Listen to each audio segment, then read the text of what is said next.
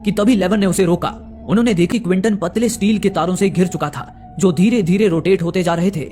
इससे पहले कि वो तार क्विंटन के शरीर को बोटियों में बदल देते, क्विंटन एक संकरे गैप से बाहर कूद पड़ा, लेकिन इस कोशिश में उसका पैर जख्मी हो गया। वो दर्द से कहराता हुआ वापस पहले वाले कमरे में आ गया। क्विंटन को अब वर्थ पर शक होने लगा था, क्योंकि वर्थ ने ही कमरे के नंबर्स चेक करके उसे सुरक्षित बताया था। लेकिन लेवन ने कहा, मैंने भी तो वो नंबर्स चेक किए थे, लेकिन वो प्राइम नंबर्स नहीं थे। उस रूम को तो सुरक्षित होना चाहिए था। इस पर क्विंटन ने कहा, तुम्हारा प्राइम नंबर फॉर्मूला किसी काम का नहीं है। अब तक हम सिर्फ किस्मत के भरोसे बचते आ रहे थे, और वर्थ ये बात पहले से जानता था। उसने जानबूझकर मुझे उस कमरे में मरने के लिए भेजा था। ऊपर से वो शुरू से ही हम सबको अपनी नेगेटिव बातों से डिमोटिवेट भी करता आ रहा है। मुझे तो लगता है वर्थ उन लोगों से मिला हुआ है जिन्होंने हमें यहाँ कैद किया है। इस पर हॉलोवे ने क्विंटन से कहा, तुम कुछ ज्यादा ही सोच रहे हो। वर्थ उनसे नहीं मिला है, उसका स्वभाव ही थोड़ा नेगेटिव है। ये सुनकर क्विंटन चुप हो गया। प्राइम नंबर फॉर्मूला फेल होने से वे सभी मुसीबत में पड़ चुके थे। सारे लोग ट्रैप्स को पार करने की रणनीति बनाने में लगे थे, लेकिन एक वर्थ ही था जो बाकी लोगों की मदद करने के बजाय उनकी मजबूरी पर हंस रहा था। ये देख क्विंटन उसके पास आया और चिढ़कर उससे कहा, यहाँ हम सब बाहर निकलने के लिए इतनी मेहनत कर रहे हैं और तुम यहाँ आराम फरमा रहे हो। इस पर वर्थ भी चिल्लाकर बोल पड़ा, मैं यहाँ से निकलने की कोशिश इसलिए नहीं कर रहा हूँ क्योंकि मैं जानता हूँ यहाँ से निकलने का कोई रास्ता नहीं है। वर्थ के ये कहते ही वहाँ सन्नाटा सा पसर गया। बाकी लोग समझ गए कि वर्थ जरूर उनसे कुछ छुपा रहा है। उनके जोर देने पर वर्थ ने खुलासा करते हुए आगे कहा, ये जगह एक बड़ा क्यूब है जिसमें ठीक रूबिक्स क्यूब की तरह छोटे छोटे क्यूब्स के आकार के ढेर सारे कमरे हैं। हम उन्हीं में से किसी एक कमरे के अंदर मौजूद हैं। इतना ही नहीं, ये क्यूब एक विशाल बॉक्स के अंदर मौजूद है जिसे आउटर शेल कहा जाता है। इसकी बनावट ऐसी है मानो किसी बॉक्स के बीचों बीच एक रूबिक्स क्यूब हवा में लटक रहा हो। ये सुनकर हॉलोवे ने वर्थ से पूछा, आखिर तुम हो कौन और तुम इस जगह के बारे में इतना सब कैसे जानते हो? जवाब में वर्थ ने निराशा भरे शब्दों में कहा, क्योंकि मैंने ही इस क्यूब का आउटर शेल यानी कि बाहरी बॉक्स डिजाइन किया है, लेकिन मुझे इस क्यूब और इन दरवाजों पर लिखे नंबर्स के बारे में कोई जानकारी नहीं है। मुझे कुछ अनजान लोगों का कॉल आया था जिन्होंने मुझे इस क्यूब का आउटर शेल डिजाइन करने का काम दिया था। उन्होंने मुझे इस काम के बदले अच्छी कीमत दी थी, इसलिए मैंने बिना कोई सवाल किए बस ये काम कर दिया। क्विंटन ने आगे उससे पूछा, इस जगह को बनाने वाला आखिर है कौन और हमें यहाँ रखने के पीछे उसका मकसद क्या है? वर्थ ने कहा, मुझे नहीं पता ये जगह किसने बनाई है और ना ही मैं उनके मकसद के बारे में कुछ जानता हूँ। मुझे काम के बदले अच्छे पैसे मिल रहे थे, इसलिए मैंने उनसे ये सारी बातें पूछना जरूरी नहीं समझा। लेकिन मुझे क्या पता था कि यहाँ इंसानों को कैद किया जाएगा। ये सब जानने के बाद लेवन ने वर्थ से उस जगह की बनावट के बारे में पूछा। इस पर वर्थ ने बताया, मुझे बस इतना पता है कि इस क्यूब के आउटर शेल का साइज 434 फीट स्क्वायर है। साथ ही आउटर शेल और क्यूब के बीच यहाँ मौजूद एक कमरे जितना गैप है। लेवन ने आगे पूछा, क्या उस आउटर शेल में बाहर निकलने का कोई दरवाजा है? जवाब में वर्थ ने कहा, हाँ एक दरवाजा तो है, लेकिन वो दरवाजा कहाँ है ये मुझे नहीं पता।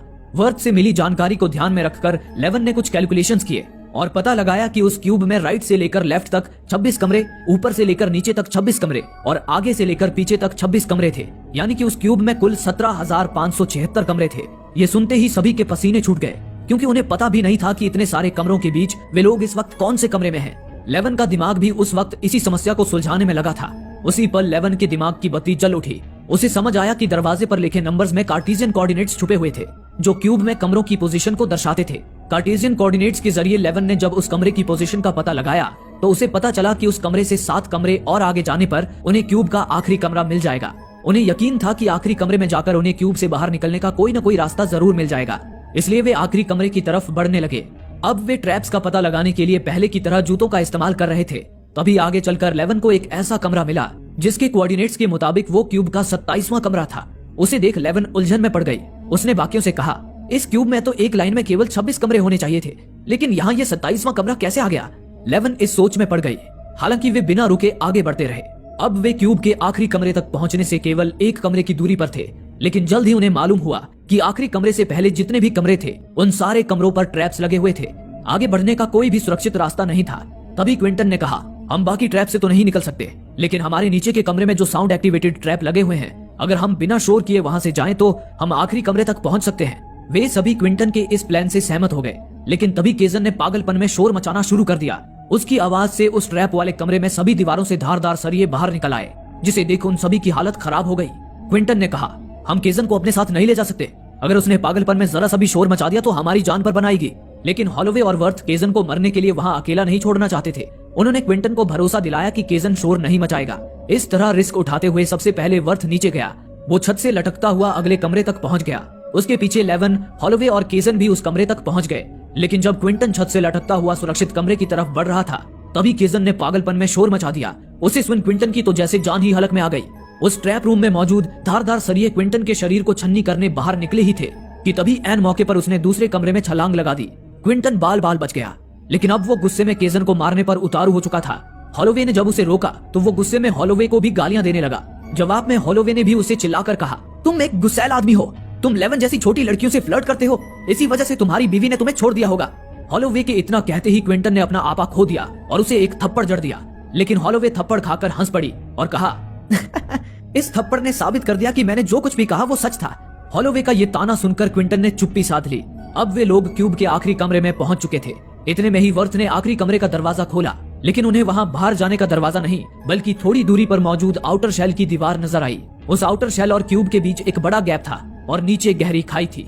ये देख उनके बाहर निकलने की सारी उम्मीदें धरी की धरी रह गई। लेकिन तभी क्विंटन ने कहा, हमें आउटर शेल की तरफ जाकर देखना होगा, हो सकता है वहां से हमें बाहर निकलने का दरवाजा मिल जाए। हम अपने कपड़ों से एक लंबी रस्सी बना सकते हैं जिस पर झूलता हुआ मैं आउटर शेल की तरफ चला जाऊंगा। लेकिन लेवन ने कहा, हम कपड़ों से रस्सी तो बना लेंगे, पर वो रस्सी तुम्हारा भार नहीं झेल पाएगी। इस काम के लिए हमें हल्के इंसान की जरूरत है। ये सुनकर हॉलोवे ने कहा, मेरा भार कम है, मैं नीचे जाने के लिए तैयार हूँ। इस पर सभी राजी हो गए और उन्होंने कपड़ों से रस्सी बनाकर हॉलोवे को नीचे भेज दिया।